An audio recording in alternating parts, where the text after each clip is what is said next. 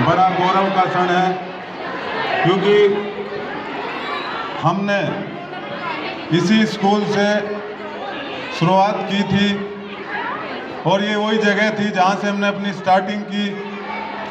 और वो दौर था क्योंकि गणतंत्र दिवस का मौका है, देश का संविधान आज के दिन लागू हुआ था और उस समय दूर दूर तक स्कूल नहीं हुआ करते थे।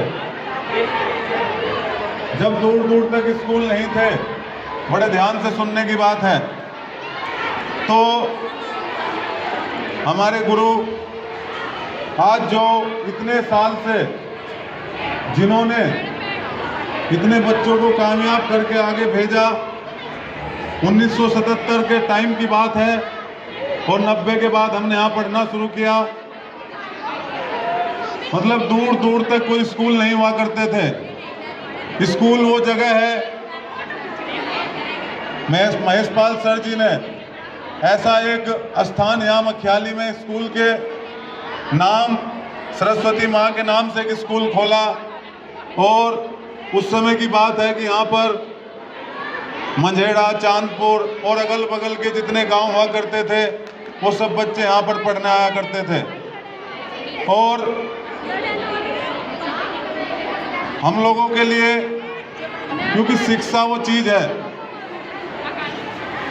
मैं तो गुरुजी की तुलना ज्योतिबा फुले के बारे में आप पढ़ना, और जो लड़कियां हैं, जो महिला है, उनको तो खास तौर से पढ़ना चाहिए। इंजीनियर साहब एक मिनट जरा, उसकी माइक की आवाज कम है, मेरा निवेदन है कि आप इधर आए। ये आने का नहीं वहां तक ऊपर आ सकते हो तो माइक पास इसको ऊपर आ जाओ स्टेज पे, चढ़ जाओ ऐसे ही। तो अगर ज्योतिबा फुले ने 1850 के आसपास क्रांति करके हम लोगों को पढ़ने का अधिकार दिया, और उनकी पत्नी सावित्रीबाई फुले ने जो महिलाओं के लिए, लड़कियों के लिए सबसे पहले स्कूल खोला था, तो हम तो अपने गुरुजी की तुलना दूसरे ज्योतिबा फुले के रूप में करते हैं। क्योंकि इस क्षेत्र में अगर किसी ने शिक्षा की क्रांति शुरू की तो उस दशक में क्रांति शुरू की जब दूर दूर तक स्कूल नहीं हुआ करते थे, तब उन्होंने यहाँ पर हम लोगों को शिक्षा का एक केंद्र बनाकर और हम लोगों को पढ़ने का सिस्टम दिया। नहीं तो दूर दूर तक कुछ नहीं हुआ करता था।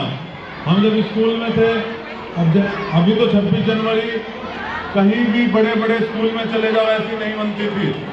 इतने भव्य कार्यक्रम जब 26 जनवरी होती थी तो एक दिन पहले 25 जनवरी को या 23 जनवरी को परेड निकाली जाती थी, पूरे दोनों गांवों में घुमाकर कम से कम 1000 बच्चे अलग अलग दलों के रूप में, अलग अलग, कोई सुभाष चंद्र बोस की ड्रेस में रहता था, कोई भगत सिंह की ड्रेस में रहता था, और पूरे गांव में घूमते थे।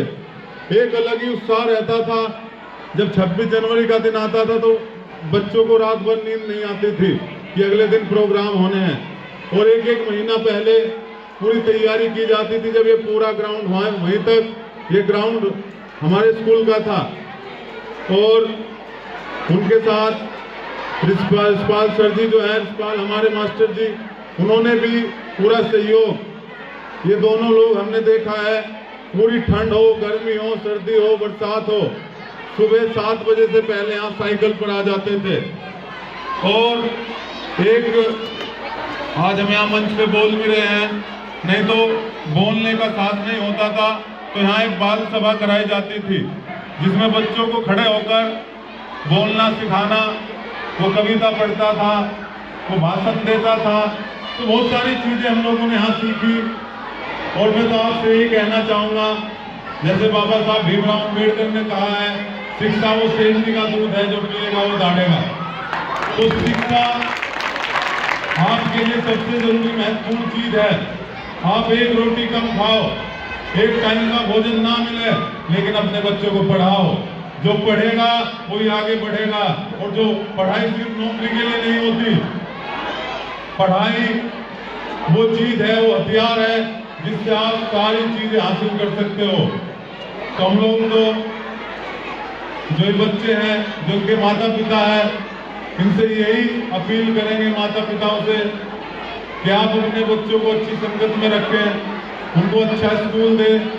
और ये स्कूल तो उस समय का स्कूल है, इसको कोई नहीं भूल सकता। ये इतिहास के पन्नों में अमिट रहेगा और इतिहास के पन्नों में लिखा जाएगा, ये हम आपको पक्का बता देते हैं। इन्होंने इतनी मेहनत करके हमने देखा है कैसे दिन रात यहाँ पर मेहनत होके सब चीजें तैयार की गई। यहाँ बिल्डिंग नहीं थी, स्कूल घर चलता था, 2-2 कमरों में स्कूल चला है, लेकिन मेहनत का फल है। तो आप लोगों को जो आपके बच्चे हैं उनको पढ़ाओ और अच्छी शिक्षा दो, क्योंकि अगर 26 जनवरी 1950 हम 26 जनवरी क्यों मना रहे हैं? क्योंकि आज ही के दिन हमारे देश का संविधान बनने के बाद लागू हुआ। आज ही के दिन हमारे लोगों को नया कानून मिला, हमारा देश कानून से चलने लगा। नहीं तो यहाँ पर महिलाओं को पढ़ने की आजादी नहीं थी,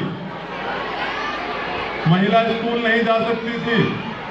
तो अगर आज देश का लोकतंत्र पूरे संसार में नंबर 1 का लोकतंत्र है, तो उसकी देन एजुकेशन है, शिक्षा है। तो आप लोगों से तो मैं यही निवेदन करूंगा कि पढ़ाई पे खास तौर से ध्यान दें, अपने महापुरुषों के बारे में पढ़ें, क्योंकि जब तक आप पढ़ोगे नहीं, ज्योतिबा फुले पढ़ो, सावित्रीबाई फुले पढ़ो, बाबा साहब अम्बेडकर के बारे में पढ़ो, चौधरी चरण सिंह के बारे में पढ़ो, कांशीराम के बारे में पढ़ो, महात्मा गांधी जी के बारे में पढ़ो कि उन्होंने कैसे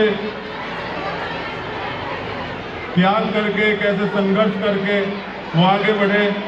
हमें हमारे गुरु जी के आज भी जब वो खड़े होकर प्रार्थना होने के बाद आधे घंटे की स्पीच देते थे, वो चीज, वो मोटिवेशन आज भी याद है।